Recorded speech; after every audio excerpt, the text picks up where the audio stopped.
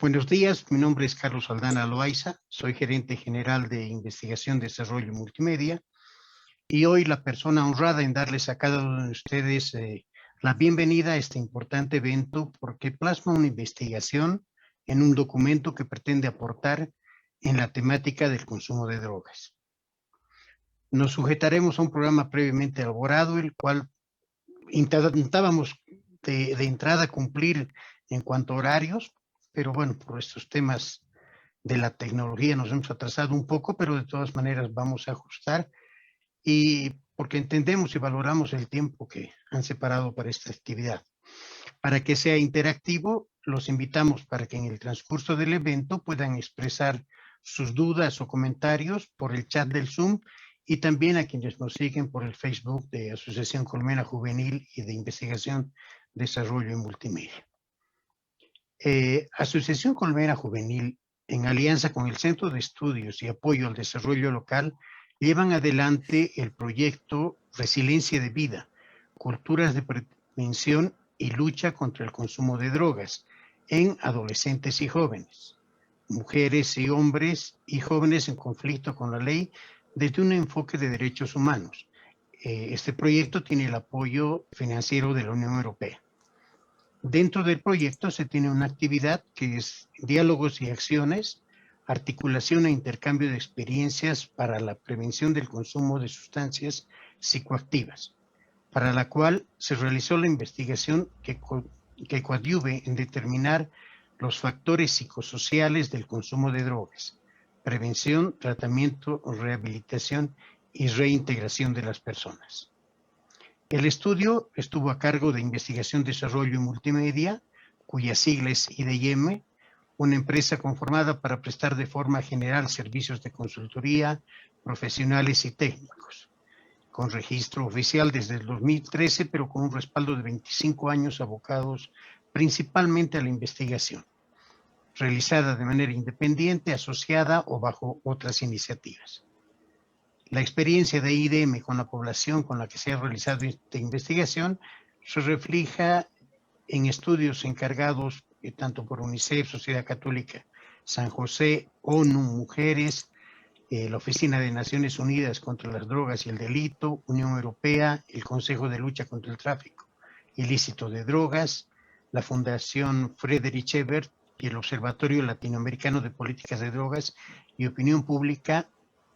Y entre estas investigaciones que nos habrían encomendado, podemos mencionar el estudio de conocimiento, actitudes prácticas sobre violencia, embarazo y VIH en adolescentes de los municipios de Coveja, Chimoré y Puerto Villarroel, el diagnóstico sobre el estado de situación de los niños, niñas, adolescentes y jóvenes en la ciudad de La Paz, derechos específicos de las mujeres dentro de la policía boliviana en el marco de la Ley 348, la evaluación final del proyecto Alas de Libertad, inclusión familiar y social de jóvenes privados de libertad. Y así también hicimos 3 estudios sobre lo que es salud y drogas. Este estudio se realizó en 6 países de Latinoamérica, que eran Argentina, Bolivia, Chile, Colombia, El Salvador y México. E IDM fue la que realizó el estudio en 3 ciudades de Bolivia. Con esta experiencia se tiene conformada una red con capacidad instituida a nivel nacional, la cual permite realizar estudios tanto en áreas urbanas y rurales del país. De esta manera, he intentado resumir el contexto sobre el cual se desarrolla el proyecto, la actividad de esta investigación y la experiencia de IDM para llevar adelante la misma. Agradecer la presencia de Fernando Aramayo Carrasco, coordinador de programas y gestión institucional del Programa de las Naciones Unidas para el Desarrollo PNUD, a Walter Moore, consejero de prensa de la Unión Europea, a Giovanna Henrich, coordinadora del proyecto de prevención de drogas de la Oficina de Naciones Unidas con las Drogas y el Delito, a Catalina Maecha, del Centro de Estudios sobre Seguridad y Drogas de la Universidad de los Andes, a Carlos Aceituno, de Recursos para la Investigación, Repalaín del Perú, y a las diferentes autoridades, investigadores, profesionales en la temática, o también aquellos que en el día a día trabajan en mejores días para la población de niños, adolescentes y jóvenes. Agradecer también la presencia virtual de estudiantes y el público en general. Invito a la representante de la Unión Europea, Mónica Rodríguez, para que haga la presentación oficial del evento.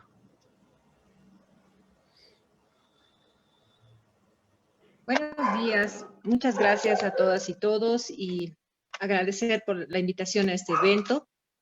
Saludar de manera muy especial primero a los investigadores que tienen su presencia en este evento y a todos los colegas de la cooperación internacional que están presentes, investigadores en general, a las autoridades del Gobierno Municipal de La Paz, a los miembros de Colmena Juvenil, de CADL y realmente nos agrada saber también de la constitución de esta red de organizaciones que fortalece mucho los resultados del proyecto.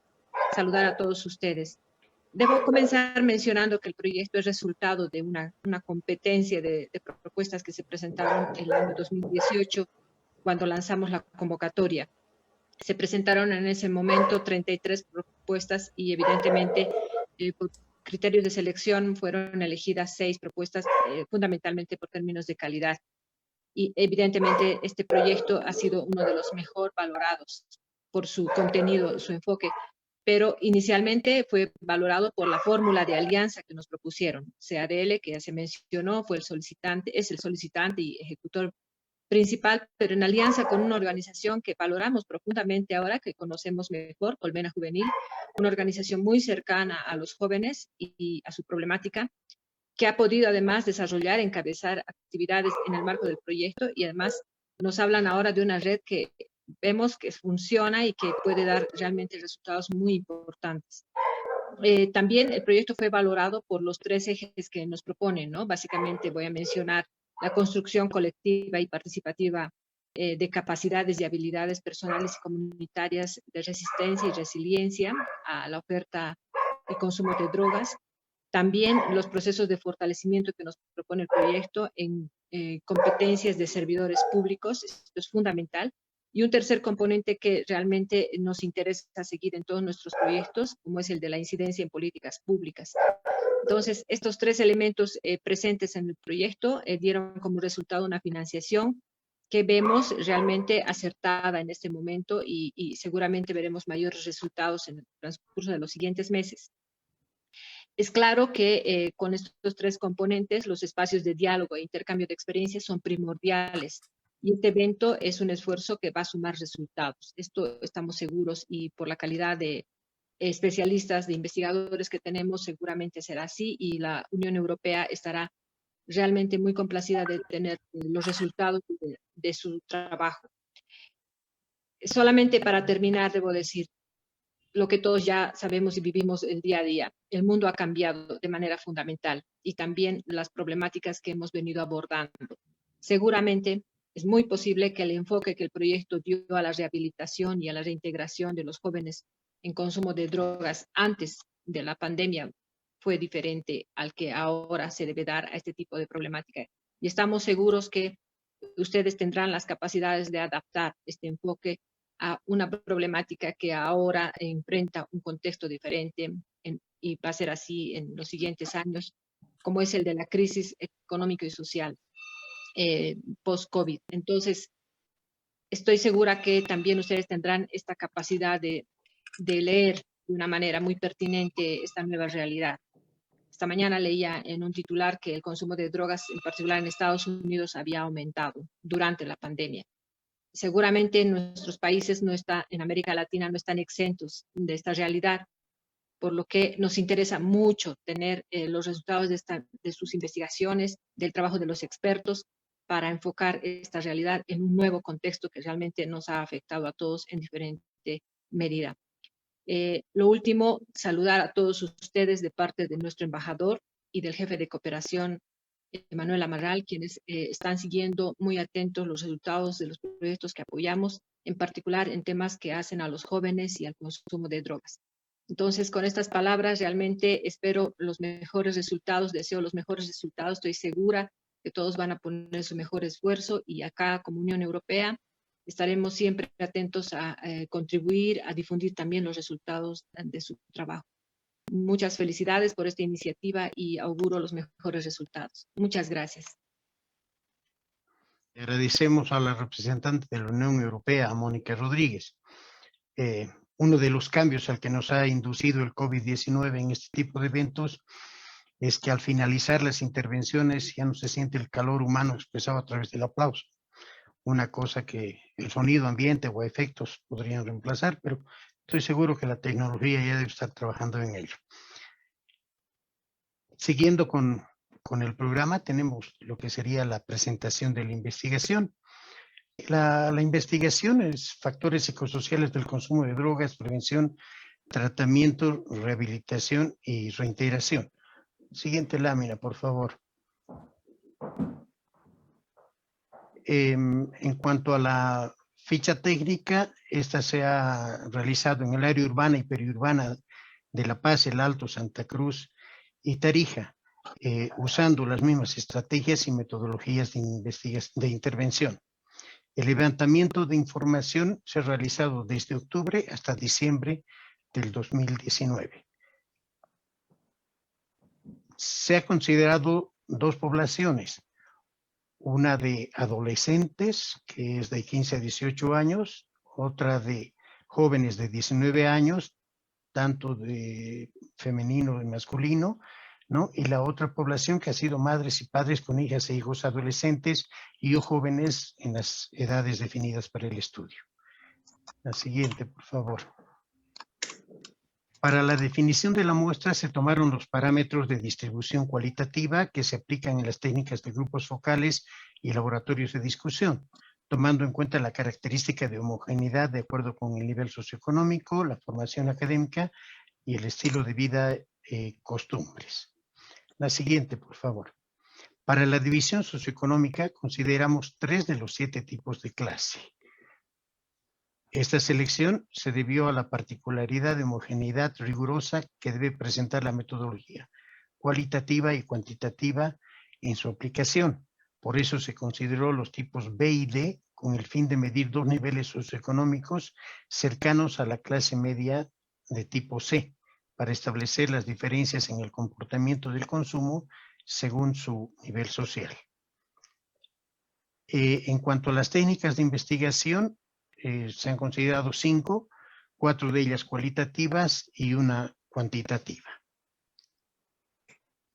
En cuanto a los grupos focales, se han realizado 4 en cada ciudad, haciendo un total de 16 grupos.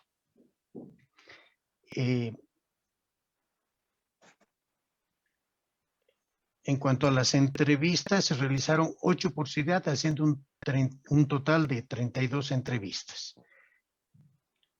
Se aplicaron a centros terapéuticos, unidades educativas públicas y privadas, instancias de los gobiernos departamentales y municipales de cada ciudad que trabajan en la temática, como CDGs, Defensorías de la Niñez y Adolescencia, Dirección de Desarrollo Humano. En cuanto a los laboratorios de discusión, se han realizado 1 por cada ciudad, haciendo un total de 4 laboratorios, conformado cada uno de ellos de la siguiente manera, ¿no? Se tenían 4 mesas de trabajo, una estaban adolescentes de 5 a 18 años, a hombres y mujeres, lo mismo en otra mesa, 5 jóvenes de 19 a 22 años, luego otra donde participaban los padres, madres de familia con hijos en el rango de edades definidas, y luego en la otra mesa 2 profesores y un funcionario de centros terapéuticos de rehabilitación de adicciones y 2 funcionarios de alta instancia de gobiernos municipales. Siguiente, por favor. Se realizaron 2 historias de vida por ciudad, haciendo un total de 8 para toda la investigación. La técnica que se aplicó a adolescentes, jóvenes, mujeres y hombres comprendidos entre 15 a 18 años con problemas legales y de adicción. La siguiente, por favor. Se aplicó una encuesta con diseño probabilístico por conglomerados, considerando como unidades estadísticas a los núcleos y unidades educativas, universidades, institutos académicos que representaron correctamente el total de la población que se buscaba medir de forma específica para esta investigación. En base a las proyecciones del censo 2012 para el 2019, la muestra consideró el 95% de nivel de confiabilidad y un margen de error de 3.65%. Esa sería un pantallazo de lo que sería la parte de la ficha técnica. Todo ese trabajo de coordinación logística, levantamiento de información, ha logrado realizarse con el equipo de IDM en cada una de las ciudades de la muestra anteriormente mencionadas. Posteriormente en La Paz, la sistematización y procesamos y sistematizamos y procesamos los datos de cada técnica de investigación. Aprovecho la ocasión para resaltar la importancia que tiene la calidad de información y el dato que rescatamos mediante cada una de estas personas del equipo que son invisibilizadas en el producto final, ¿no? Pero a ellas mi respeto, admiración y agradecimiento. Paso la posta a un miembro importante del equipo de investigadores, quien conjuntamente a Helen Mostajo, María Fernández y mi persona es que ponemos en consideración esta publicación. Eduardo Ruiz, quien nos presentará el estudio de factores psicosociales del consumo de drogas, prevención, tratamiento, rehabilitación y reintegración. Adelante, Edu. Muchas gracias. Bueno, agradecer infinitamente la presencia de todos ustedes. Para nosotros, como decía Carlos, es realmente un orgullo. Estaba muy retrasado por temas de la pandemia la presentación de esta investigación, pero bueno, creo que ya era hora y es muy bueno y saludable para todas las instituciones. Sin más preámbulo, como decía Carlos, esta investigación tiene muchas particularidades. Una de ellas es de que rompimos el eje de trabajar en La Paz, Cochabamba y Santa Cruz, y nos fuimos a dos lugares que son crecientes, ¿no? Tarija y la ciudad del Alto, por las características que van teniendo. Fue muy importante porque permitió en determinado momento ver y valorar, ¿sí? Corroborar las manifestaciones de cada uno de los procesos. Siguiente, por favor. El documento. Una de las buenas cosas que al final de este evento vamos a decir es que el documento lo pueden descargar en línea. Independientemente de eso, tenemos toda la investigación dividida por grupos focales, encuestas, entrevistas, laboratorios y relatos de vida. Si bien hablaba hace minutos, Carlos, que pudimos redactar las historias de vida, todo eso van a poder entrar y, como decíamos en el grupo, van a poder surfear, van a poder entrar a los grupos focales, recuperar información. Cuando asumimos el reto de hacer este trabajo con las características que nos planteaban los términos de referencia, nos dimos cuenta que teníamos demasiada información. Entonces, era importante tener una muy buena sistematización que nos permita entender y comprender la problemática de las drogas en Bolivia. Siguiente, por favor. El objetivo, realizar un estudio para determinar los factores psicosociales del consumo de drogas, prevención, tratamiento, rehabilitación y reintegración. Si nos damos cuenta, ya en el objetivo era demasiado ambicioso, porque no solamente se va a un momento. Y esa es una de las críticas que después, cuando nosotros nos tocaba revisar algunos trabajos realizados, crítica constructiva, por si acaso, veíamos que se centraban solamente en un elemento, en un momento, en una problemática, cuando se debería ver todo el proceso de lo que implica el consumo de drogas en general. Siguiente, por favor. El estudio, si bien se decía, nos presentaba Carlos, fue en estas 3 ciudades, en una primera instancia tuvo un fuerte enfoque cualitativo. Eso nos permitió en determinado momento, ¿sí?, generar muchas preguntas y respondamos con el estudio cuantitativo. Entonces, como tenían los links anteriormente, pueden entrar, pueden revisar y bueno, sin duda alguna que ustedes también van a poder recuperar la información porque es la información básica y en bruto que hemos logrado compartir con ustedes. Las características de este estudio.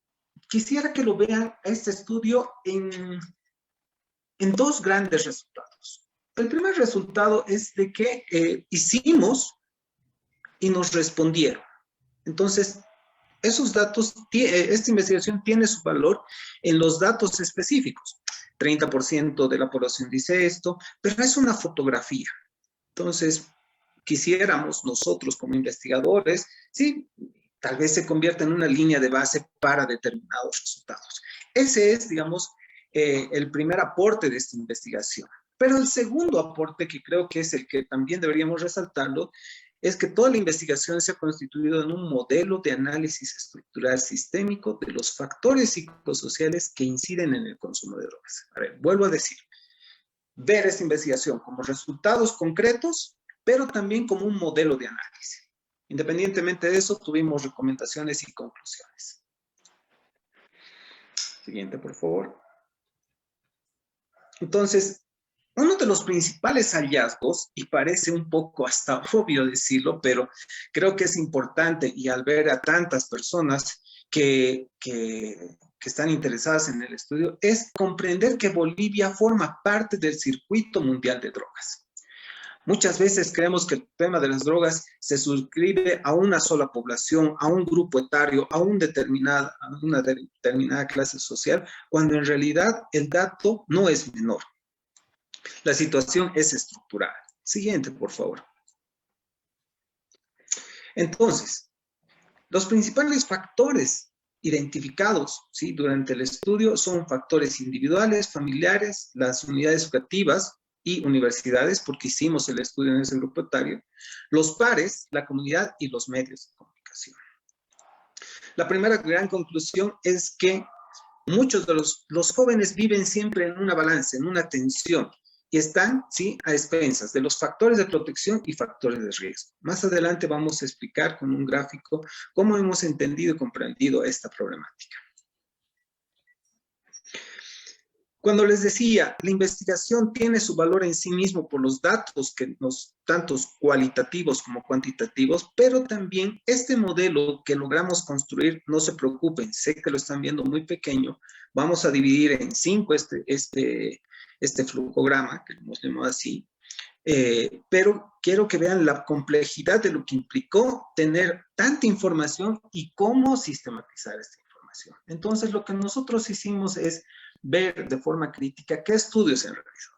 Muchas veces se centran solamente en un grupo, en un determinado factor, cuando el problema es mucho más grande y un joven fluye entre todo esto.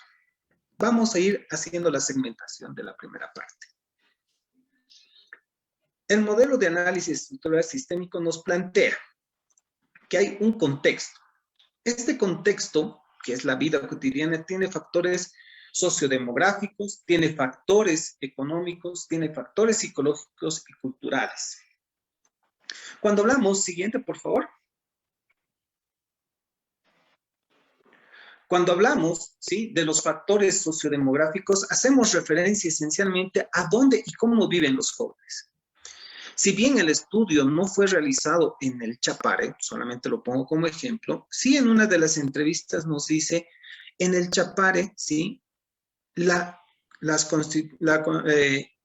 lugar, las condiciones de habitabilidad y las condiciones en las cuales nos tenemos que vivir como jóvenes nos hacen propensos a. Los factores socioeconómicos también te pueden influir, los factores psicológicos y culturales.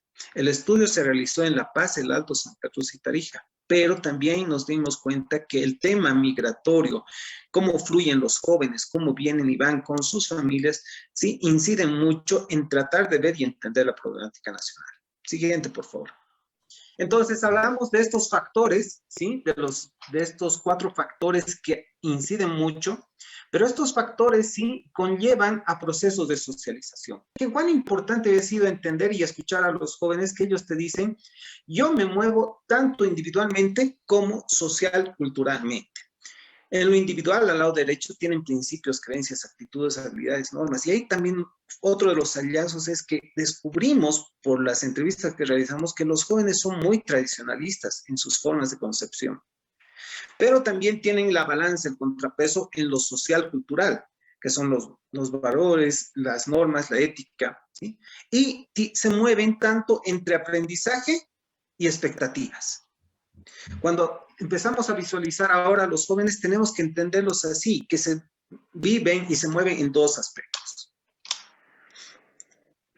Otro de los elementos en el flujo que construíamos, que después lo voy a volver a presentar de forma completa, está el manejo de emociones. Las emociones, ¿sí? Cómo se las plantean y dónde las viven, están mediadas por el grupo familiar, los pares, la comunidad, la unidad educativa y los medios de comunicación. Sin duda que pueden haber más, pero el trabajo que realizamos logramos sistematizar en estos 5 grandes grupos como factores de riesgo, pero también en determinados momentos se convierten en factores de protección. El manejo de emociones, ¿sí? Te van a permitir estar en una disyuntiva, en la motivación hacia el consumo, como también en la toma de decisiones. Entonces, aquí teníamos unas discusiones en el grupo cuando veíamos cómo un joven que tiene un determinado contexto, que tiene una determinada familia con unas formas de aprendizaje y tiene sus emociones, un correcto manejo, correcto entre comillas, manejo de emociones, te va a permitir saber que en determinado momento ese joven, ¿sí? Tiene motivaciones o no. Y por último, toma la decisión o no. Entonces, cuán informado estén los jóvenes te va a permitir saber la clasificación y tipo de drogas que puede consumir. Entonces, una vez que tenemos todo este pantallazo general, vamos a redescubrir y entender y priorizar que hay no consumidores, consumidores y consumidores problemáticos. Muchas de las investigaciones se centran en el consumo problemático porque están hasta institucionalizados. Se los puede visibilizar, hay un determinado grupo, pero no tenemos investigaciones sobre el consumo y no consumo. ¿Cuán importante había sido, ¿sí? Conocer a los no consumidores y entender por qué no consumen? ¿Cuáles son esos factores, ¿sí? Que hacen que una persona diga, no me interesa consumir, nunca lo voy a consumir? Pero si se ponen a pensar y reflexionar con el grupo que trabajamos, que eran jóvenes entre 15, 18 y 19 y 22 años, nos dimos cuenta de que muchos jóvenes pasan de un no consumo a un consumo en menos de 6 meses. Y una de las conclusiones que sacamos para que puedan entender esta última línea es de que los jóvenes sistemáticamente, ¿sí? Están expuestos a determinados consumos. Por ejemplo, la fiesta de promoción, el bautizo del primer curso de universidad, está marcado, sí, por determinados consumos. Es así que cuando entramos al tema de consumos, tuvimos que buscar una nueva clasificación y ahí encontramos esta ponderación que nos parece fabuloso. Sé que lo están viendo en pequeño, pero los invito a que puedan revisar todas las personas interesadas. ¿Por qué? Porque tenemos que movernos en 2 ámbitos, daños individuales y daños a terceros. Entonces, el consumo de alcohol, por ejemplo, es mucho más dañino que el consumo de heroína y el alcohol está considerado entre las drogas legales. Este modelo científico de David Mood, publicado en la revista Lancet, una de las más famosas y prestigiosas en temas de salud, te plantea y te da una nueva valoración sobre el consumo de drogas. Este modelo está en nuestro estudio y como, bueno, yo soy el responsable de hacerles antojar esta investigación, les invito a que puedan revisar y entender y comprender cómo se está manejando el tema de la clasificación de drogas. El consumo de drogas, por ejemplo, de interacción, ¿sí? Nos va a permitir entender la importancia de los centros de atención, cómo un no consumidor puede pasar a ser un consumidor y hasta un consumidor problemático en muy poco tiempo. Inclusive los consumidores problemáticos pueden salir de un tratamiento de rehabilitación, convertirse en un consumidor y hasta no consumidor. Entonces, fíjense cómo el dinamismo, ¿sí? De la problemática de las drogas se refleja en este cuadro. Y un joven está expuesto a factores externos, a factores internos. Tiene factores de riesgo y de protección. Y en determinado momento se encuentra, ¿sí? en la disyuntiva de consumir, no consumir y tener, ¿sí? Los criterios de información. Solo y en tanto teníamos esta información, pudimos construir este flujo. Adicionalmente, sí, como parte de la investigación, teníamos que ir a los centros de rehabilitación. En el documento, en la tercera parte, ustedes van a poder encontrar las características dónde trabajan por departamento, por municipio, si son privados, si son públicos, qué centros de rehabilitación hay. Acá tienen la lista de los centros en los cuales pudimos entrar, conversar, no con todos, sí hicimos una selección, pero bueno, nos permite tener un criterio general, un panorama completo. Vamos hacia la última parte, en los últimos 3 minutos que me quedan, están las conclusiones. Entre las conclusiones tenemos que un joven tiene factores de riesgo y protección en base a los factores sociodemográficos. Vivir en lugares de alta incidencia de pobreza, zonas productoras de drogas, no tener control parental adecuado, carecer de condiciones de recreación, falta de espacios culturales, un falta de control en general, se convierten en factores de riesgo. Pero también no se olviden que hay poblaciones, comunidades que están muy bien empoderadas con el tema de niño, niña, adolescente, y sí, ellos se constituyen en factores de protección, unidades educativas que trabajan muy bien.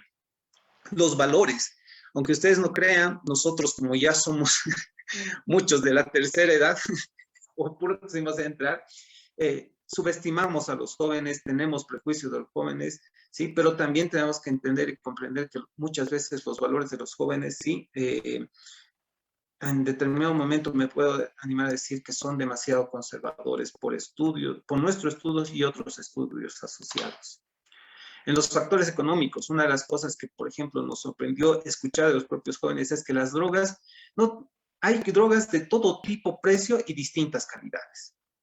O sea, que decir que el que tiene plata se va a meter a un determinado consumo de drogas no es así. Entonces, el nivel socioeconómico puede en determinada medida determinar qué drogas vas a consumir, pero no es una cosa que es tajante. De exposición a altos niveles de delincuencia sí son factores, los jóvenes nos los dicen. El recurrente consumo de drogas legales te abre la puerta hacia nuevos consumos, el consumo experimental, ocasional también, las necesidades económicas de los jóvenes, y ahí asociamos esencialmente con el tema de que el manejo de emociones, el conocimiento. Hay chicos, jóvenes que están muy bien informados sobre las drogas. Entonces, ese conocimiento, si lo sabemos reforzar a través de estrategias de educación y de comunicación, sin duda que van a ser factores de protección. Voy a ir un poco más rápido. Los factores psicológicos, ¿no? Algunas comunidades articuladas en torno a las fiestas populares, celebraciones religiosas, afectan demasiado, ¿sí?, para que los jóvenes estén expuestos al consumo de drogas. Los modelos de conducta, la falta de orientación, la ausencia de modelos de adultos, la alta tolerancia se constituyen en factores de riesgo. Pero también los jóvenes decían, si me relaciono con buenos compañeros, son factores de protección. Los que tienen proyectos de vida, modelos positivos de vida, padres de familia que enseñan valores y también que los controlan. Era increíble escuchar a jóvenes que pedían que sus padres los controlen. Y ahí nos dimos cuenta que la familia es muy importante para que se constituya en un factor de protección. Los factores sociodemográficos, como el lugar de residencia, área geográfica, condicionan la habitabilidad de los jóvenes, y eso puede determinar que ellos consuman o no consuman drogas. El factor económico no es limitante para acceder al consumo de drogas legales e ilegales. Deberíamos trabajar en ese aspecto. Los factores socioculturales, manifestados a través de expresiones culturales que están muy arraigados en Bolivia, inciden sistemáticamente en adolescentes, jóvenes y mujeres para consumir progresivamente drogas legales y pasar a las ilegales, ¿no? El inadecuado manejo de emociones pueden constituirse en un factor de riesgo de consumo de drogas. Por ejemplo, era interesante entender y comprender cómo la tristeza y la depresión, a la vez que la alegría y la euforia, te dan las puertas abiertas para un consumo de drogas en general. Y si es ilegal, con consecuencias que ustedes ya las conocen. La familia es el principal espacio de desarrollo, de socialización y protección para los jóvenes. El factor económico no es limitante para acceder al consumo de drogas legales e ilegales. Lamentablemente hay drogas para todo tipo, marca y color. Los resultados del estudio nos obligan a pedir, por favor, a todas las instituciones que vean, hagan una mirada, un mapeo de saber qué piensan los no consumidores, los consumidores y los consumidores problemáticos. No tenemos ninguna información, no tenemos investigación, información caliente, en vivo sobre los consumidores. Nadie sabe qué tipo de consumo hay en este momento y puede estar invisibilizado o camuflado. Y también deberíamos saber qué piensan y qué hacen los no consumidores. ¿Por qué? Porque podemos sacar información valiosa de ellos. La confluencia de múltiples factores condiciona que los adolescentes consuman drogas legales y ilegales. No es uno solo, a eso queremos, con el número 8 queremos llegar a eso. Los programas dirigidos a adolescentes, sobre todo los que se refieren a sexualidad, prevención, ¿sí? Y uso de sustancias controladas, nos dicen los jóvenes, pertenecen al mundo oficial, al deber ser, no nos escuchan, no hablan en nuestros términos. Cuando se habla de salud sexual reproductiva, lo hacen desde una visión biológica, no desde las emociones como quieren los jóvenes.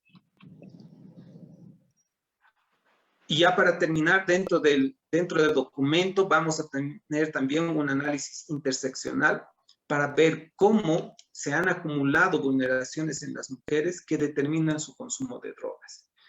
Como verán, el documento es bastante completo, tiene una suerte de recomendaciones con estudios que quisiéramos que se puedan hacer en el futuro en base a lo que decíamos. Es una primera experiencia de ver la problemática general de las drogas y cómo inciden en los jóvenes. Además, quiero darles muchas gracias. Gracias por la oportunidad de trabajar en este proyecto y bueno, cedemos la palabra a las siguientes personas. Gracias a nuestro colega y gran amigo Eduardo Ruiz. Con él y el equipo de investigadores tenemos como anécdota de esta publicación haber sido parte de las cuarentenas rígidas y flexibles de la pandemia, aunque eran más nuestras situaciones rígidas para obtener un producto que aporte en este ámbito. Recordarles que mediante el chat del Zoom y del Facebook pueden realizar sus consultas o aportes. Siguiendo con el programa, es momento de la retroalimentación y para empezar con ello, en un resumen de su biografía, les comento que es psicóloga clínica dedicada al desarrollo y la ayuda humanitaria, con 20 años de experiencia en más de 17 países.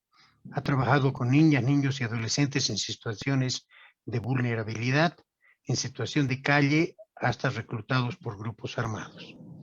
Llegó a Bolivia en 2018 como jefa del programa de protección de niñez y adolescencia en Bolivia. UNICEF trabaja la temática del consumo de drogas, principalmente con NNAs en situación de calle y adolescentes, con responsabilidad penal, promoviendo un enfoque integral, fortaleciendo la resiliencia y los vínculos afectivos. Me es grato ceder la palabra a Virginia Pérez. Muy buenos días, muchísimas gracias Carlos por la introducción. Saludos a todas las personas que nos acompañan hoy desde el Zoom y desde el Facebook.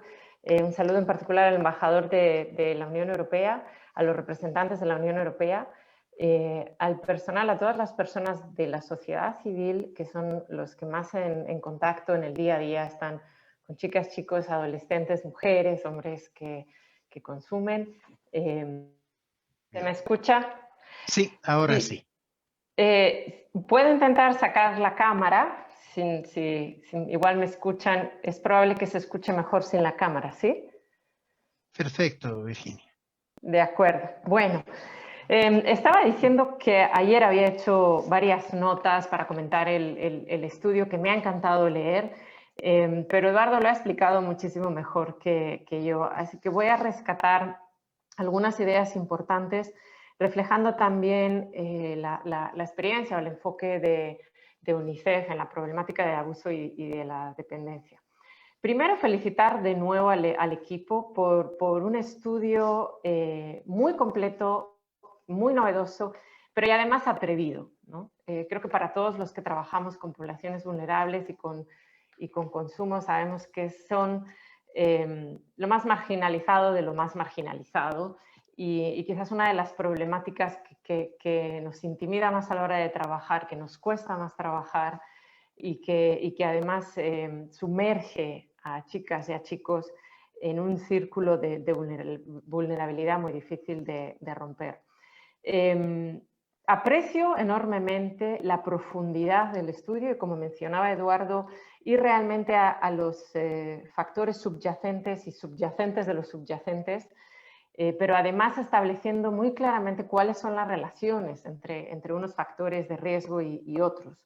Hay muchos estudios que se han ido haciendo, que hemos ido leyendo, que enumeran, preparan una lista de factores, pero no explican tan claramente, como el estudio que hoy tenemos en las manos, esta relación entre una problemática y otra, ¿no? Me gusta en particular, aparte del flujograma que nos ha presentado Eduardo, que es muy completo y nos muestra lo complejo que es, me ha llamado muchísimo la atención, muy positivamente, este gráfico de la vulnerabilidad acumulada de las mujeres. Por esta vulnerabilidad adicional, por cómo se construyen los roles de género en una sociedad, por desgracia, con unas masculinidades tóxicas como las que vivimos, que afectan tanto a hombres o a mujeres, las mujeres particularmente son mucho más víctimas de ellas y las ponen en una situación mucho más compleja. Pero lo que más me llama la atención y lo que más valoro de este gráfico es cuando dice acumulada, cuando dice que no es una y otra, sino que están interrelacionadas y que empiezan por un punto y empiezan a acumularse. Y una situación de discriminación va a generar una situación de una búsqueda, de un llamado de atención que va a generar una relación tóxica con una persona que va a acabar en un embarazo adolescente, que va a generar mucha más marginalidad y muchas más problemáticas a la hora de desenvolverse en el día a día. Lo cual también me lleva a destacar un segundo punto, y es que el estudio nos muestra la importancia de trabajar con la niñez y desde la niñez. Eduardo nos explicaba que el paso de no consumir a consumir es rapidísimo. Puede ser una fiesta de graduación, puede ser un momento importante en la vida de esa persona, de crisis o de celebración. Pueden pasar 6 meses entre el momento de no consumo y el consumo habitual, pero lo que sí es cierto es que un consumidor, sobre todo problemático, se empieza a crear y se empieza a construir desde la infancia. El estudio y la presentación de tanto de Carlos como de la doctora Fernández y Eduardo han mencionado el contexto familiar. Es fundamental, importantísimo. Desde el trabajo de UNICEF lo vemos casi a diario como la familia, los padres, el padre juega un rol fundamental en la construcción de personalidades resilientes, por así decirlo, y cómo la desestructuración familiar aunque no haya desestructuración familiar, pero unas prácticas de educación, unas prácticas parentales no positivas que caen demasiado en la violencia física corporal o en el abandono, como bien se ha mencionado, en la falta de límites, van haciendo que poco a poco estas niñas y estos niños crezcan en adolescentes sin las herramientas de personalidad suficientes y con modelos a su alrededor que no favorezcan las habilidades que se requieren para decir no, yo no consumo, como decía Eduardo. Lo cual me lleva a otro tercer factor importante del estudio y que ha mencionado también Eduardo, y es que los adolescentes, los jóvenes, las mujeres, en ese momento de decidir si consumo o no, y si consumo regularmente y si tengo un consumo problemático o no, están en mucha tensión entre los factores de protección y los factores de riesgo. Y sin llegar a generalizar, muchas veces los factores de protección son las herramientas que uno tiene, el manejo de las emociones que menciona el estudio, los pocos recursos entre los pares que uno pueda tener, si tiene la suerte o no de tener pares que acompañen hacia el no consumo en vez de hacia el consumo. Y los factores de riesgo y esa tensión suelen estar mucho en el contexto, en el ambiente. Y ahí es un poco donde como sociedad y como instituciones que tienen que proteger a la niñez, ya sea UNICEF, la cooperación, el gobierno, las defensorías, los ministerios, la Unión Europea, ahí es un poco donde tenemos una responsabilidad enorme de asegurar que estamos acompañando a esa chica o a ese chico, a ese hombre, a esa mujer, en esta lucha por este equilibrio, ¿no? No es solo cuestión de trabajar con un joven, una joven y sus habilidades personales o su entorno más inmediato. Es responsabilidad de todos crear una sociedad que desde niños esté construyendo hombres y mujeres con las habilidades que se requiere, con un entorno positivo, con una buena gestión de las emociones y sobre todo capaces de tomar decisiones positivas para su vida, para su desarrollo y para su salud. Lo cual me lleva a un cuarto punto, retomando un poco además lo que mencionaba la doctora Fernández en su presentación, es al momento actual. ¿Okay? Esa responsabilidad siempre la hemos tenido como sociedad, de cuidar a nuestras niñas y a nuestros niños desde pequeños, para que esa lucha entre factores de riesgo y de protección la gane la protección y no la vulnerabilidad. En esta construcción y en esta lucha nos encontramos en un momento que nos puede dar oportunidades, pero va a poner aún muchísima más presión en todos nosotros, como decía la doctora Rodríguez. Perdón.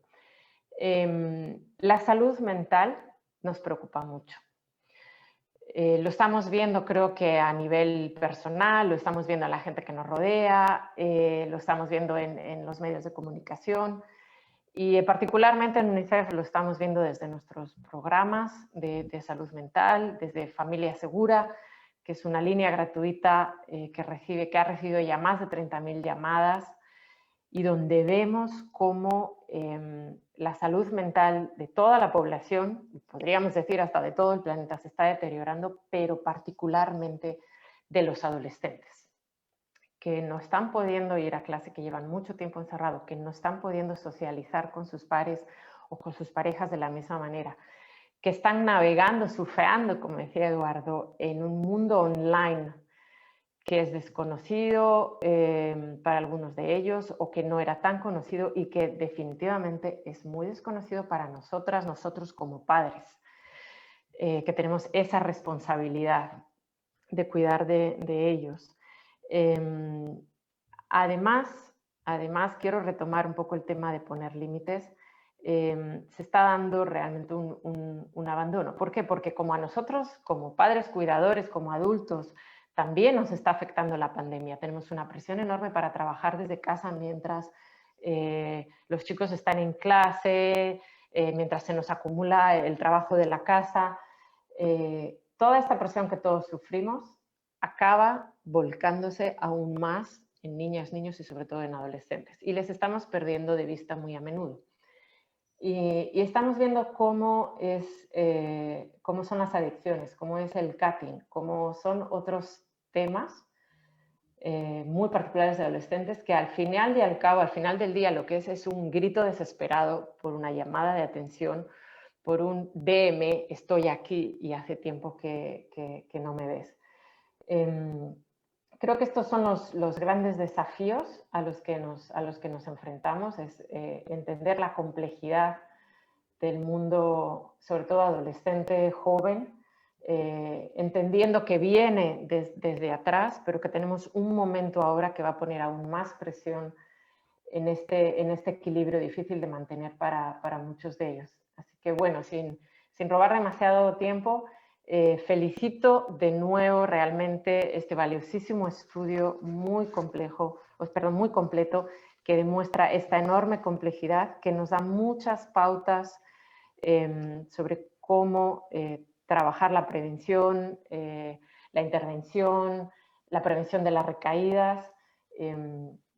Y aprovecho y doy gracias también por este pequeño espacio de incidencia que se nos da a mí personalmente y también de UNICEF para que desde las instancias que tenemos responsabilidades y que tenemos recursos pongamos mucha atención este año y en los próximos años a la salud mental, a las problemáticas de los adolescentes.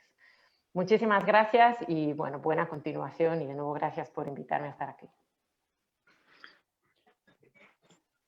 Muchas gracias a ti, Virginia, por tu aporte y mirada respecto a la utilidad de esta investigación contenido.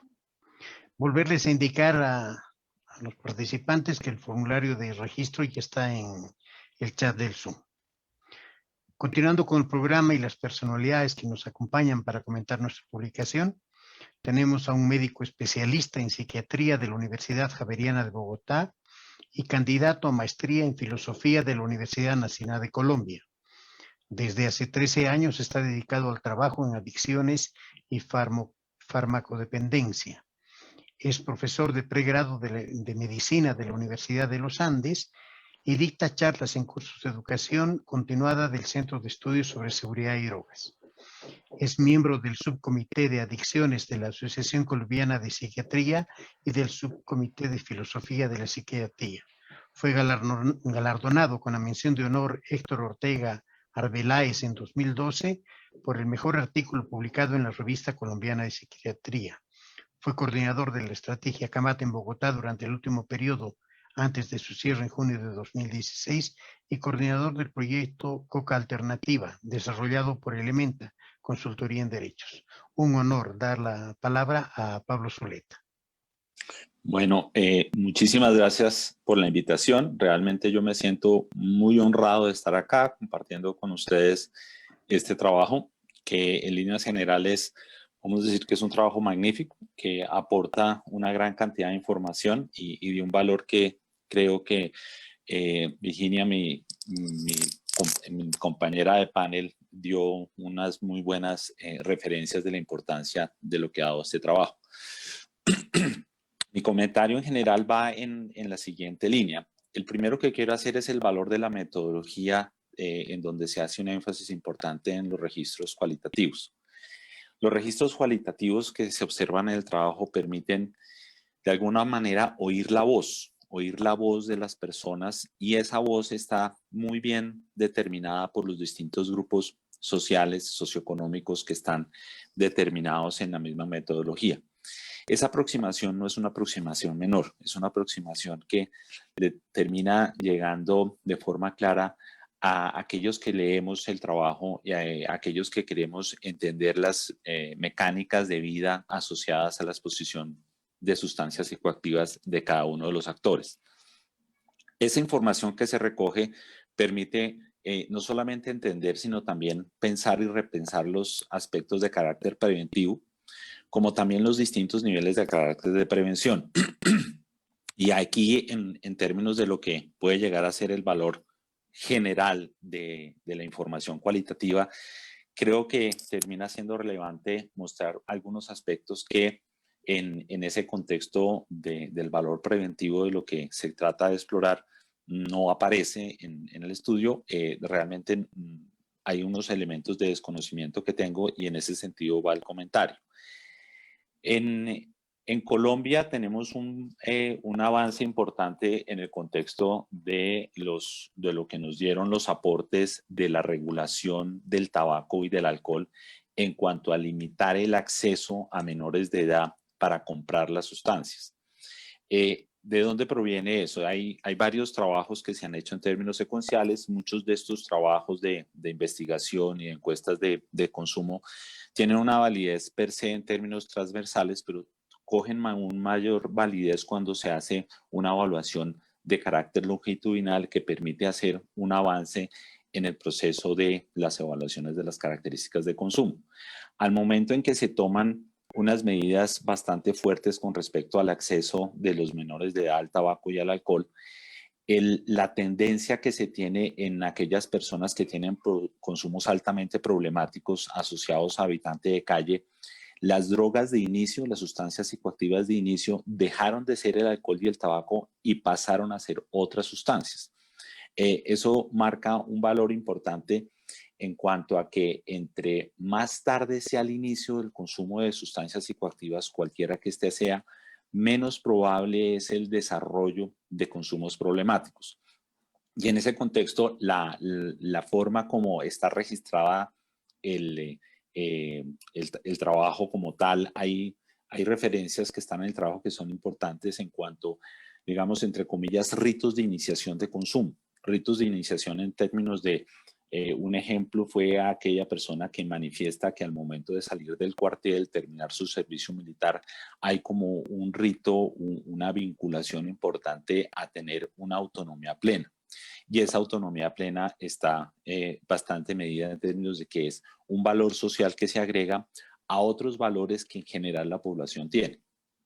Y en ese sentido, a uno de los comentarios que se hacían en la presentación del trabajo estaba asociada a tener una muy mala información en general de lo que es el no consumo, pero también quisiera agregar ahí que si bien hay una diferencia marcada entre lo que significa el consumo problemático y aquello que no es consumo problemático, y el trabajo mismo lo señala que la mayoría del consumo es un consumo no problemático en general. Eso es una estadística que tenemos en todos los lugares.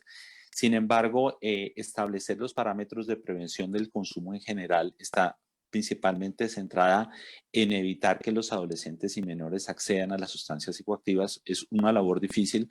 Una regulación adecuada de la venta de tabaco y alcohol, de los espacios permitidos, termina siendo muy valiosa, pero toma su tiempo porque el contexto social y cultural para que todo ese tipo de engranaje en procesos de restricción de la venta se demora mucho tiempo en asentarse. Se pueden demorar 5 años, se puede demorar 4 años, incluyendo, por ejemplo, el hecho del control de la conducción asociado a las embriagueces. Ese es un elemento que termina siendo muy valioso en cuanto termina permitiendo todo ese tipo de prevención de consumos tempranos. Ahora bien, eso funciona exclusivamente para las sustancias legales. El aspecto de las sustancias ilegales, si bien una de las cosas que se señalaba era que no había mayor diferenciación entre unos y otros, termina siendo pertinente buscar si ese tipo de reglamentación específica permitiría, dentro de la afirmación que hacen los jóvenes, mostrar las diferencias en cuanto al acceso y en cuanto a la facilidad. Y ahí hay otro elemento que también está mencionado en el trabajo que yo quiero rescatar, es el valor moral y ético de la sociedad en ese sentido. ¿A qué voy? En general, la permisibilidad del consumo en cuanto a la clasificación de la legalidad del consumo de una sustancia o bien la ilegalidad implica siempre un salto comportamental, una capacidad de asumir una forma de riesgo, pero también una forma de desafiar el sentido de la autoridad. Y ese sentido de la autoridad se desafía con mucha más facilidad cuando las características del contexto del consumo hay una noción de permisividad. Y esa permisividad en casi todo el mundo, no conozco con particular lo que sucede en Bolivia, pero sí está señalado en el trabajo, la legalización y el avance del cannabis medicinal ha vinculado de alguna manera una percepción del riesgo menor con respecto al consumo, porque hay un aumento lento en la masificación del consumo de marihuana, sin ningún tipo de control, de marihuana ilegal, marihuana que no se conoce cuáles son las condiciones, y al no conocer las condiciones como tales de las muestras de marihuana que se consiguen en las calles, el riesgo aumenta. Entre más se conozca la sustancia como tal, el riesgo disminuye, porque la información que se puede transmitir a la sociedad es una información veraz en términos de lo que son los riesgos. Eso lo tenemos claramente establecidos en lo que sucedió con el tabaco desde 1994, cuando se rompe realmente la trampa que venían haciendo las tabacaleras con respecto al tabaco. Hay una caída general del acceso al tabaco y también una disminución importante de la validez de su propaganda en general. Entonces son aspectos que creo que terminan siendo importantes mirarlos, que son elementos que a la larga termina arrojando el trabajo. Otro aspecto que creo que está puesto ahí es que de alguna manera existe una sensación de valor de la experiencia de la embriaguez per se. Es decir, el individuo que accede a las sustancias psicoactivas, hablemos básicamente del alcohol, la experiencia de la embriaguez le da al individuo un valor subjetivo a esa embriaguez en la medida que mejora su socialización. Su socialización en la medida que se bajan cierto tipo de inhibiciones culturales y sociales básicas y permite un mejor acercamiento, y esos aspectos de socialización están vinculados a los crecimientos dentro del contexto de la adolescencia.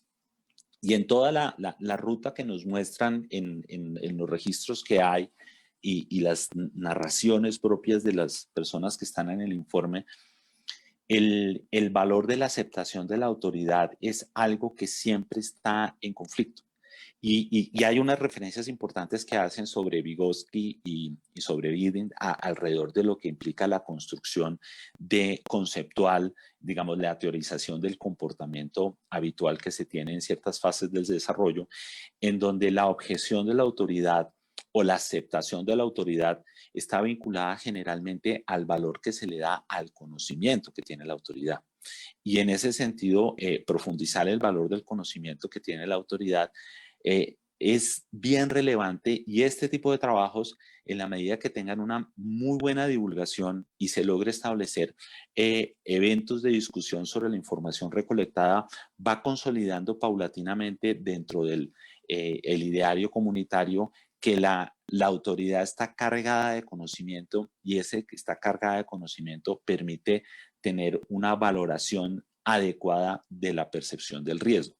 Y en ese sentido, los datos que se recogen en términos cualitativos permiten, yo creo que, profundizar el informe.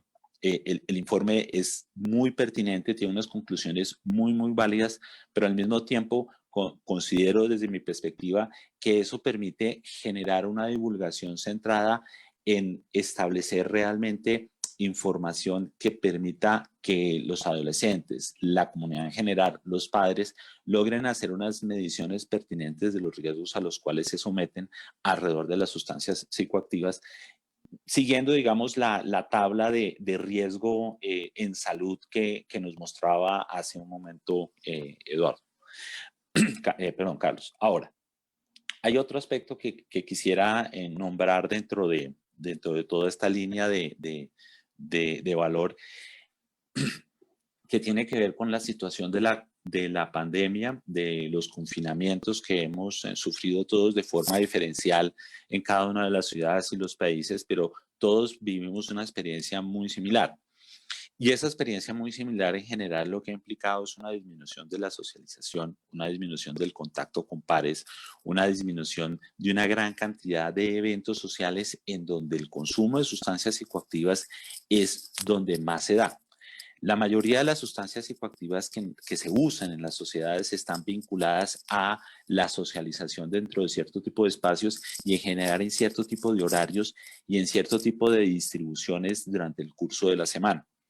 Al recaer todo ese tipo de peso a tener un plan de socialización completamente diferente, las sustancias y su uso empiezan a marcar unas características diferentes. En muchos casos, esas características de consumo se centraron en las casas, posiblemente con cierto tipo de restricciones dentro de las casas a aquellas sustancias psicoactivas, porque culturalmente el consumo interior en las casas está mucho más centrado en las sustancias legales, a pesar de las limitaciones que se tienen y los impactos que tienen asociadas al estrés que se vive dentro del curso de la pandemia, que terminan rompiendo este tipo de escenarios.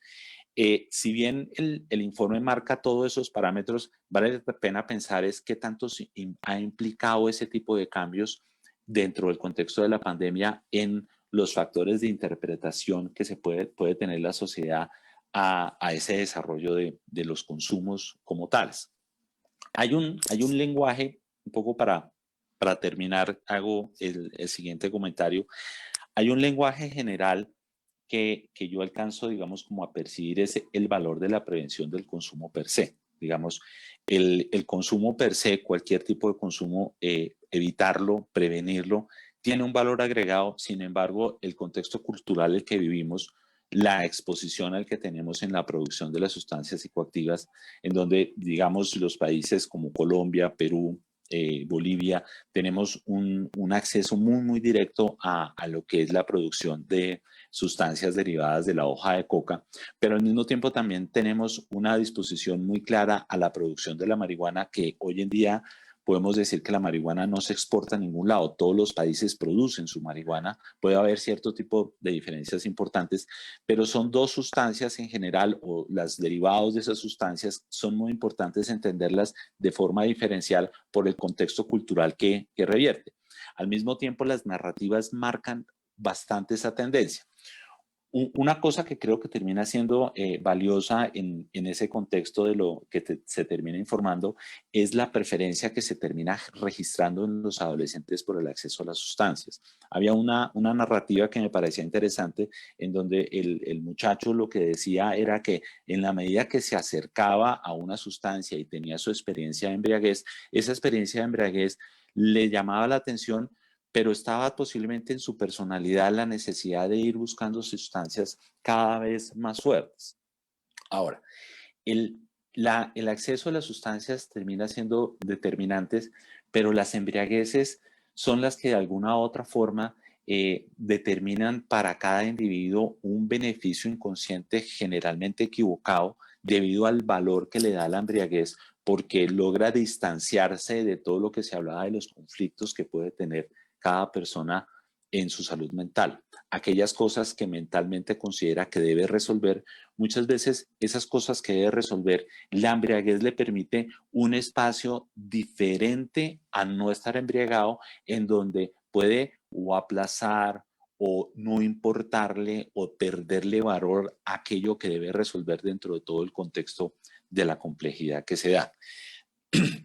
Bien, entonces, desde lo que yo alcanzo a ver, veo unos avances muy importantes, un trabajo que si bien está terminado, es un trabajo que permite diseñar un desarrollo hacia adelante, de desarrollar unas muy buenas alternativas de hacer énfasis en cierto tipo de políticas de prevención. Ahora, por último, que se me olvidaba, tiene que ver con las instituciones que prestan servicios para los consumos problemáticos. Cualquier modalidad de rehabilitación, en el mundo en general hemos tenido un problema que es la falta de seguimiento de las personas que tienen consumos problemáticos. Normalmente se hace una evaluación pormenorizada del individuo que ingresa. Generalmente se busca tener un contexto general de lo que es la familia y una caracterización del consumo y unas herramientas que se empiezan a construir con el individuo. Pero una vez finaliza el periodo de tiempo, lo que hemos visto es que poder hacer un seguimiento de esas personas y su familia en términos de considerar que el trastorno mental y del comportamiento debido al consumo de sustancias psicoactivas se ha considerado desde un tiempo atrás un trastorno crónico. El consumo problemático es un trastorno crónico que fluctúa. Y si uno no tiene, digamos, la capacidad, y que la mayoría de los países no lo han tenido de forma clara, de hacer un seguimiento en el tiempo de ese grupo de individuos, no se está haciendo una gestión del riesgo adecuada. Una gestión del riesgo adecuado es lo que termina permitiendo determinar qué tanto el individuo recupera su funcionalidad, qué tanto termina aportando al desarrollo de la sociedad a pesar de tener el trastorno crónico, en la medida que la funcionalidad termina constituyéndose importantemente. Y ahí nos hace falta, en general, creo yo, hacer una diferenciación sobre los indicadores que queremos tener en cuanto a la determinación de los consumos problemáticos. Históricamente siempre basamos hasta 1990 en el mundo entero que el único indicador que buscábamos era la abstención del consumo. Hoy en día entendemos que si bien es un indicador válido y una meta muy valiosa para la construcción de la resolución del problema, también tenemos que entender que hay indicadores que pueden ser mucho más claros en términos de la recuperación del individuo como su disfuncionalidad causada en ello. Y creo que se debe hacer un énfasis en ese tipo de esfuerzos que se hacen en vincular las organizaciones que prestan los servicios de rehabilitación para que se constituya una estrategia de poder hacer un seguimiento y poder hacer una gestión del riesgo que vincule al sistema de salud, que es el que de alguna u otra forma está aportando al contexto de la rehabilitación, pero esa información de rehabilitación que se constituye es fundamental para constituir una gestión del riesgo y prevenir todo lo que llamamos de alguna forma recaídas, que no más que bien es como la historia natural de la enfermedad. Bueno, este era mi comentario. Yo les agradezco mucho la invitación y considero que es muy valioso el trabajo como decían anteriormente, es un esfuerzo y es bastante arriesgado haberlo hecho desde esta perspectiva, pero creo que es muy, muy agradable para todos oír este tipo de avances que se tienen. Muchísimas gracias. Agradecerte a ti, Pablo. Pablo es director del área de consumo en el Centro de Estudios sobre Seguridad y Drogas de la Universidad de los Andes en Colombia. Muchas gracias, Pablo, nuevamente. Bueno, nos vamos acercando poco a poco al final. Estamos con una demora de 15 minutos, pero ya vamos a lograr de alguna manera subsanarlas. No se olviden las preguntas, por favor, que tengan al chat. Para concluir con las apreciaciones del documento de la investigación, tenemos a una amiga comunicadora social y politóloga, trabaja 22 años en el Gobierno Autónomo Municipal de La Paz, desempeñó diferentes cargos de dirección relacionados a temas sociales y territoriales y actualmente es gerente del programa de atención a población en situación de riesgo social, brindando servicios a niñas, niños y adolescentes trabajadores, personas en situación de calle con consumo de alcohol y drogas y familias en situación de pobreza. Un placer invitar a Patricia Velasco Burgos. Muy buenas tardes, Carlos. Muchísimas gracias por la invitación.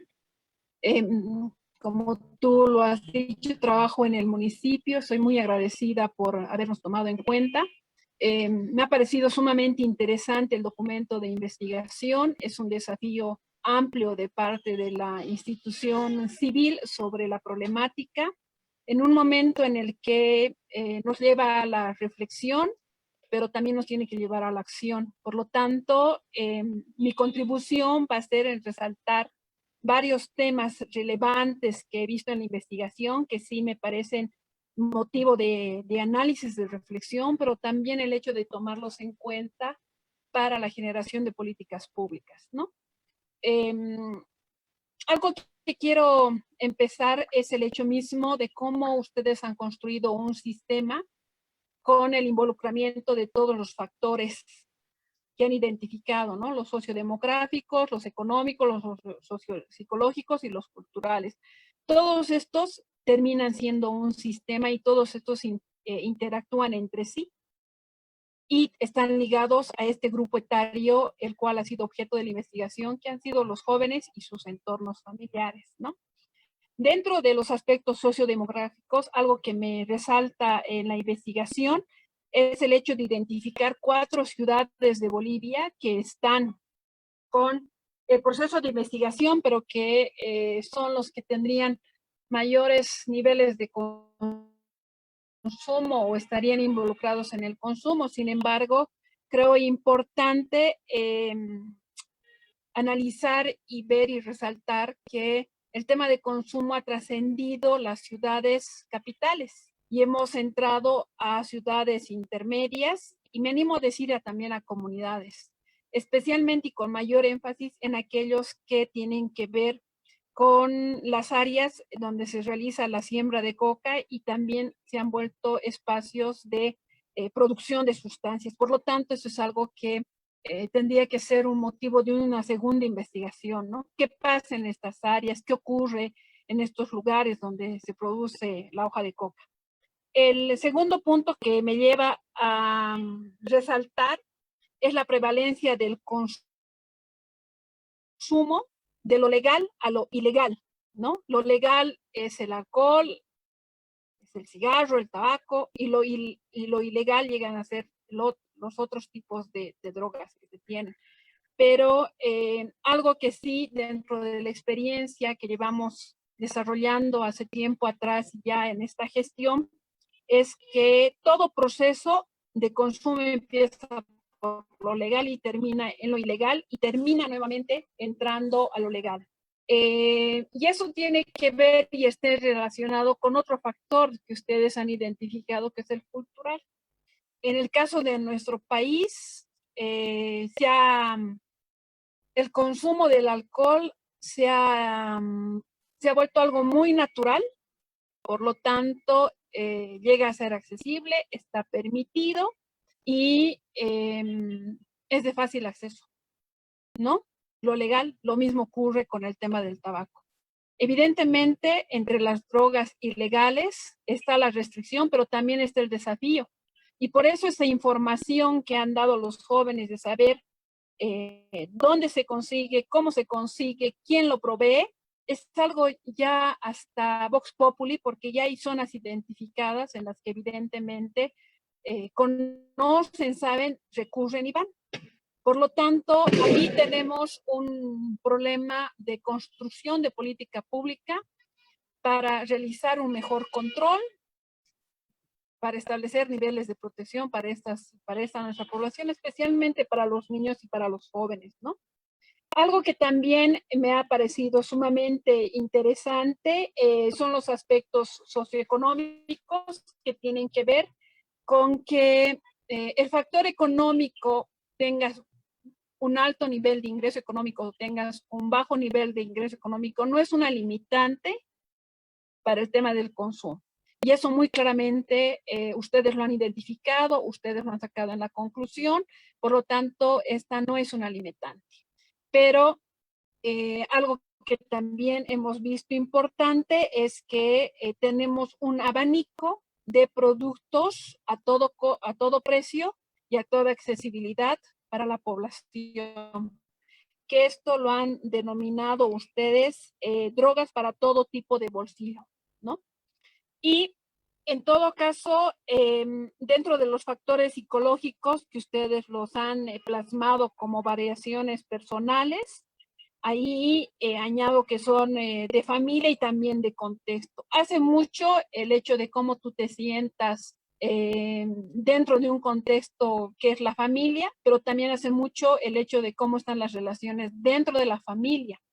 Estos dos elementos son importantes porque una persona tiene pertenencia dentro de un contexto y tu primer contexto va a ser la familia.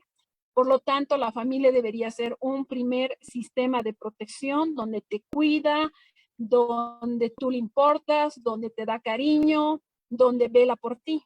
Pero cuando la familia se vuelve un espacio en el que te lastima, en el que te daña, en el que te ignora, evidentemente termina siendo un factor expulsor y te lleva hacia el consumo, como lo explicaron los mismos jóvenes, ¿no? Por lo tanto, es importante en el tema de la familia afianzar los procesos y los niveles de comunicación que se dan. Pero el hecho mismo también de generar y de demostrar sentimientos, ¿no?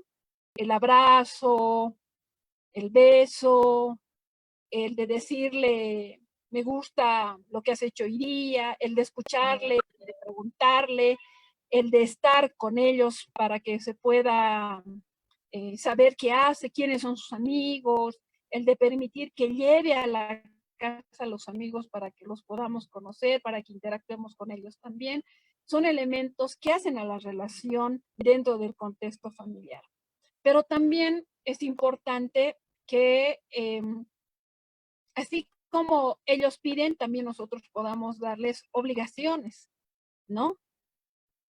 Y ahí tenemos un gran problema dentro de los contextos familiares, pues tenemos padres que son muy permisibles, que les dejan hacer todo y no les observan nada, que eso es un riesgo muy alto, o tenemos el otro extremo que son padres autoritarios que ni siquiera permites que ellos opinen, comenten o puedan decir algo en el contexto familiar y que tu palabra es ley. Entonces, estos dos extremos terminan siendo totalmente peligrosos para nuestros niños, nuestros adolescentes, especialmente los adolescentes que están en este proceso biológico en el que tienen que ir cambiando, ¿no? Entonces, creo que eso es importante para trabajar el momento del contexto familiar.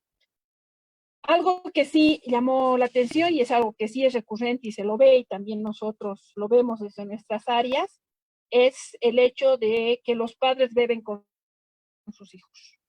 Y esto no es un problema que solamente se da en el caso de los adolescentes, sino se dan en muchas edades mucho más tempranas. Yo tengo un testimonio que me marcó y que me dejó muy impresionada, en el que hoy en una conversación me indica una persona que inició su consumo a los 5 años con droga.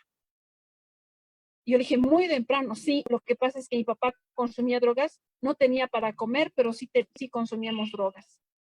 Hoy, después de 30 años de consumo, él tiene un trastorno problemático, crónico, y evidentemente él sigue en este ritmo de consumo, pero aquí es claro ver cómo la familia incide a los hijos a iniciar procesos de consumo, ¿no? Hay ratos lo tomamos como un chiste, ¿no? Decir, si vas a tomar aquí en mi casa y lo vas a hacer conmigo y lo vas a hacer delante de la familia, sin darse cuenta de que evidentemente esto le puede marcar para toda la vida, y este proceso de consumo inicial puede volverse un consumo recurrente, puede volverse después un consumo problemático y posteriormente un consumo adictivo que te lleva a vivir y estar en la calle con los pares. Entonces creo que eso es importante que lo reflexionemos. Dentro de los aspectos de motivaciones que uno tiene, creo que es importante acá trabajar en el contexto comunitario, ¿no? Se habla del documento de que tanto la escuela como otras instituciones tienen que generar espacios de recreación, de esparcimiento de los jóvenes, y evidentemente esto es importante.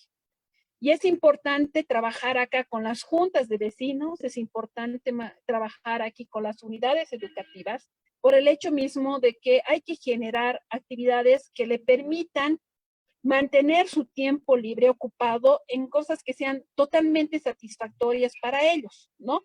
Campeonatos, llevar actividades de danza, baile, dibujo, ¿no? El de descubrir habilidades y destrezas también, el hecho mismo de trabajar con ellos, creo que eso es algo muy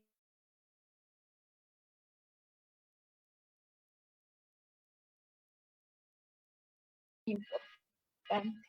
Y el tema de consumo no solamente esto es un tema público y termina siendo público y también termina siendo comunitario, porque resulta de que la señora que está ubicada en la zona, en el barrio, termina vendiéndole bebida a un niño, a un adolescente, cuando no está permitido en la normativa, pero lo hace porque ella ve, tengo un mayor ingreso, no importa quién venga a comprar, pero ahí le estamos haciendo un problema muy grande, y por lo tanto la comunidad también tiene que involucrarse en la solución de los problemas de prevención y en el tema también de establecer mecanismos de protección, y diciéndoles, no te puedo vender a ti, eres menor de edad, por lo tanto que venga tu papi o que venga una persona mayor de edad. De esta manera podemos hacer un sistema de control, ¿no? Y para eso, algo que sí estamos trabajando y sí lo estamos viendo nosotros desde la gestión, es en la conformación de redes comunitarias, que esto permite primero bajar información sobre este tipo de problemáticas. El segundo, identificar problemáticas dentro del contexto de barrio, pero trabajarlas de manera conjunta, pero también identificando familias. Y para no extenderme mucho, algo que yo sí quisiera resaltar, que me llamó mucho la atención, es que el 86% de los adolescentes indican que están en contra del consumo de las drogas ilegales. Mi pregunta es, ¿y qué pasa con las drogas legales? Con el tema del cigarro y con el tema del alcohol. Posiblemente este es un dato que habría que analizarlo y ver lo que pasó. Pero por el otro lado también señalan que un adolescente no se hace problema si uno de sus amigos consume, ya sea drogas legales o drogas ilegales, y esto tiene que ver con una mirada de que, es su problema, ¿no? Si él lo hace y su elección es un problema, mientras a mí no me afecte, yo no tengo ningún problema. Entonces creo que también es algo que nos tendría que llamar la atención. Por el otro lado, también creo que es importante ver estos factores de depresión que se han identificado, por ejemplo, que ahí habría que plantear en especialmente con las unidades educativas, porque tienen un proceso de relacionamiento mucho más seguido. Bueno, ahora, a través de estas vías es muy complicado ver si, el hecho mismo de cambios de conducta, de comportamientos y emociones, pero creo importante que aquí son claves las unidades educativas para identificar a aquellos niños y adolescentes que están tristes, que se sienten que tienen depresión o que muestran actitudes de agresividad. Y justamente este grupo es con el que se tiene que trabajar y ahí nosotros los denominamos el trabajo de prevención secundaria, porque es un grupo ya focalizado que necesita trabajarse con él y el entorno familiar. Por lo tanto, creo que esto es un dato muy importante que da la investigación. Pero es algo también a lo que yo me adscribo al anterior comentarista, en el que dice que tantos aquellos que son felices como aquellos que no son felices y demuestran tristezas, terminan realizando, terminan consumiendo. Por lo tanto, el hecho de ser feliz no significa que la persona no consuma, especialmente en lo que es el alcohol, ¿no? Si está feliz, consume, si está triste, también consume. Entonces, por lo tanto, esto cómo lo manejamos, cómo desde el Estado lo procesamos y cómo lo normamos. Entonces, creo que esto es algo sumamente importante que deberíamos verlo, ¿no? Y bueno, yo tengo otros varios apuntes más, sin embargo, lo que yo quiero resaltar es el tema de la importancia frente a la ausencia que han tomado las comunidades terapéuticas. Nosotros coordinamos con ellos, son un gran apoyo. Evidentemente, ellos han asumido un rol del Estado, porque el Estado debería tener programas y debería tener centros de trabajo terapéuticos, de rehabilitaciones para todo tipo de poblaciones. Sin embargo, las comunidades terapéuticas que están descritas en la investigación son sumamente importantes y su trabajo es loable. Si no estuvieran ellos, imagínense, tendríamos mayor cantidad de personas viviendo en la calle, ¿no?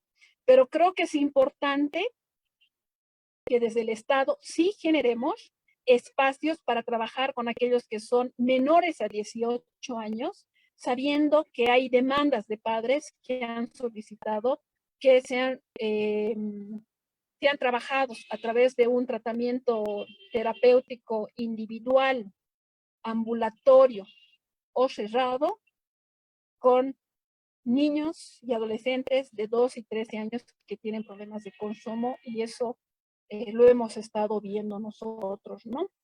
Yo quiero cerrar señalando que es un estudio que da datos interesantes, informa, educa y comunica a la población. Es un tema que sí hay que seguir trabajándolo. Estoy totalmente de acuerdo de que deberíamos ver cuál es el comportamiento en esta coyuntura que estamos del consumo. Es evidentemente que nosotros desde el municipio hemos estado identificando nuevas poblaciones en situación de calle con consumo ya muy alto, de las que antes no las habíamos visto, y posiblemente sea la pandemia y el hecho mismo de estar mucho tiempo encerrados en la casa un factor que ha desencadenado que estas personas puedan salir. Sí sería ver y profundizar el estado emocional de los adolescentes en este contexto, ¿no? Y trabajar con ellos. Muchísimas gracias, Carlos, por la invitación. Sirve mucho para trabajar en políticas públicas desde la mirada del Estado. Son datos sumamente interesantes y creo importante también que ese documento deba ser socializado con otro tipo de organizaciones como son la Junta de Padres de Familia de Unidades Educativas, como también directores administrativos y juntas vecinales, ¿no? Creo que eso es muy importante. Muchísimas gracias por la invitación a nombre de Guatemala, de nuestra Secretaría Mayor de Desarrollo Social. Muchísimas gracias. A ti las gracias, muy gentil.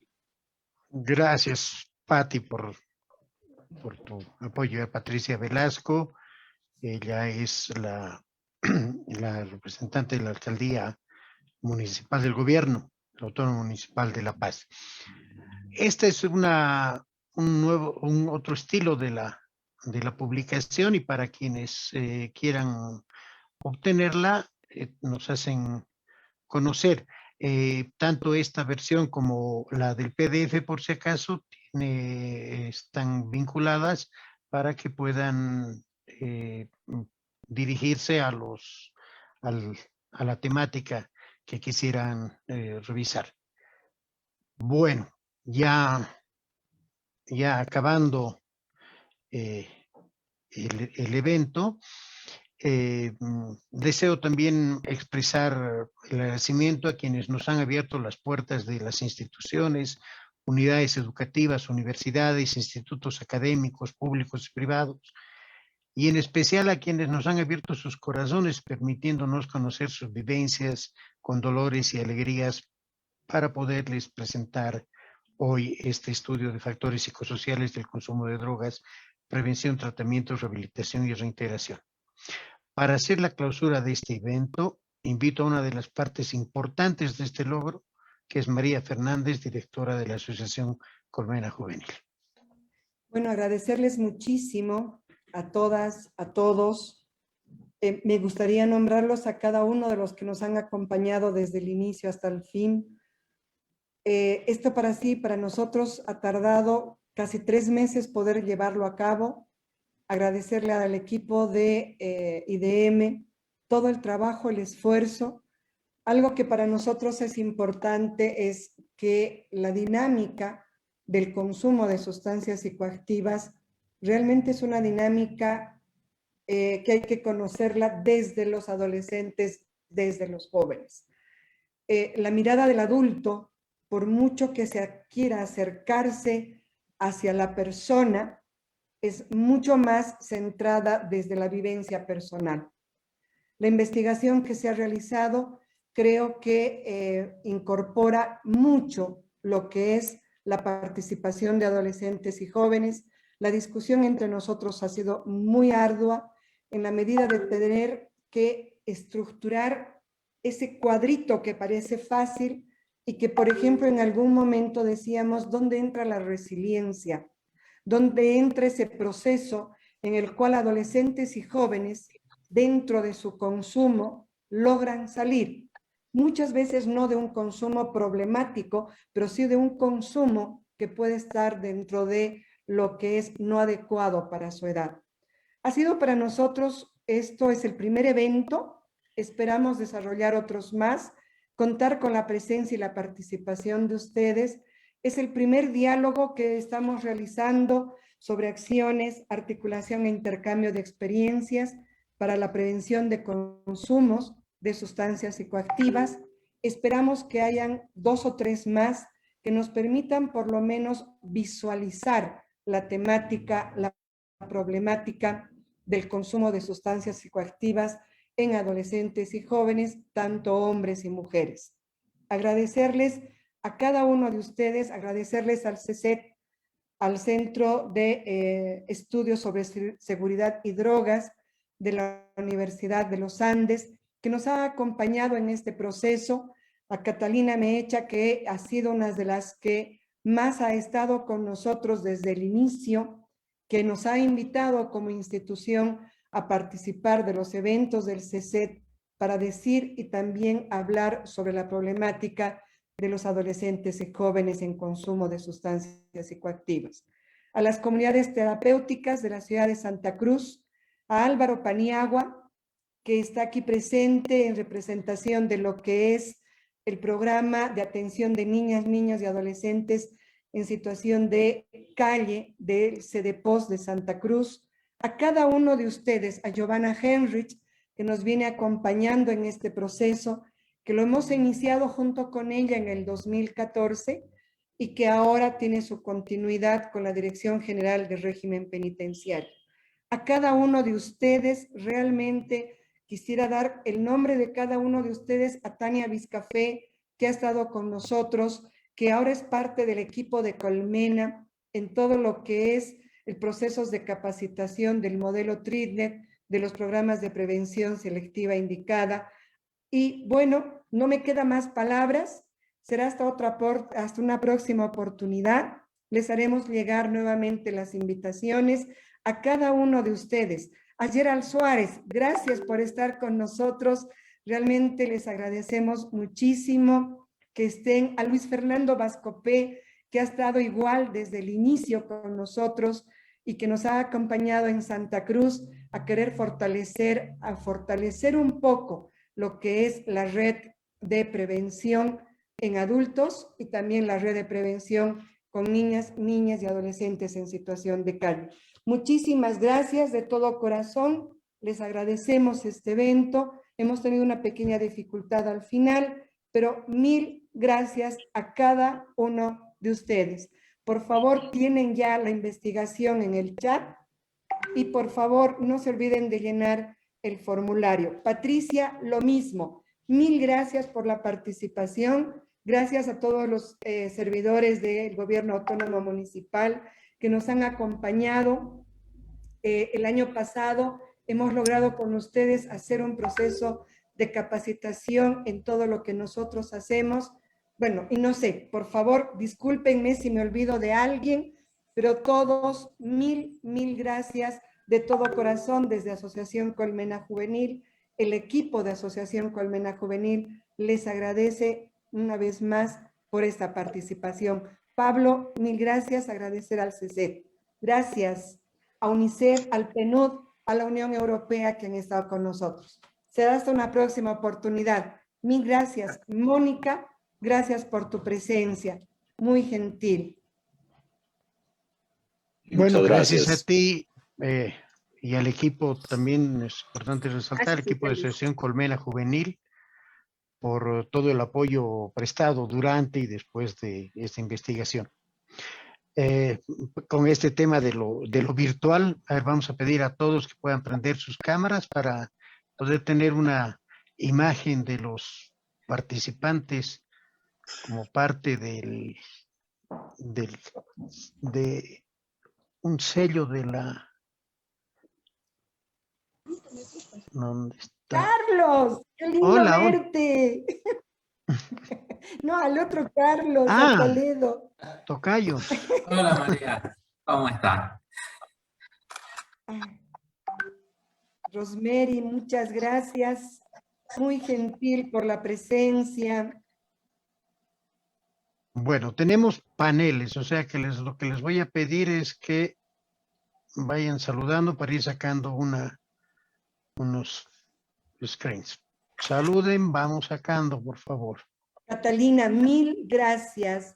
Muchísimas gracias al CECET. Ya les vamos a estar invitando para otras actividades, por favor. Muchas gracias a ustedes. Bueno, Gracias. de esta manera damos fin a esta presentación de la investigación. Reiteramos el agradecimiento por su participación y hemos cumplido en el horario establecido inicialmente de que acabábamos a las 12. Gracias a todos y prestos para cuando ustedes lo requieran. Un abrazo. Buen día. Gracias. Gracias, un abrazo. Gracias a todos. Hasta luego. Gracias, hasta luego. Gracias, hasta luego. Carlos, chao, preciosa. Gracias, hasta luego.